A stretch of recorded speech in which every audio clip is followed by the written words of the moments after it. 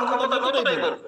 কিন্তু যখন একটা দলিল পাবেন আপনি, তার মানে আপনি সে আমলটা করেন না বিদায় ওই যে ওই বেদাতের মতো আমরা হাদিস শোনাবো যে এক রাসূলুল্লাহ সাল্লাল্লাহু আলাইহি ওয়াসাল্লামের কাছে এসে বলতেছে, ইয়া রাসূলুল্লাহ আমার ছেলে মিষ্টি খায়, মিষ্টি পছন্দ করে। রাসূলুল্লাহ তাকে জবাব দেয়নি। এক সপ্তাহ পরে যখন আসছে তখন বলতেছে যে বাচ্চা তুমি মিষ্টি খেও না। এই রাসূলকে জিজ্ঞাসা করা হলো, রাসূল বলেছেন যে মিষ্টি খাওয়ার অভ্যাস আমারও ছিল, এজন্য আমি এক সপ্তাহ না খেয়ে আগে প্র্যাকটিস করেছি, এজন্য ওকে নিষেধ করব। এসব ভাওতাবাজি কথা আমরা বলতে এখান থেকে দাঁড়িয়ে এই যে শুনতে চান, তার মানে ওই হাদিস বর্ণনা করতে গেলে এখন আমার বাড়ি বিক্রি করে দিয়ে সব টাকা দান করে দিয়ে মেম্বার হতে হবে।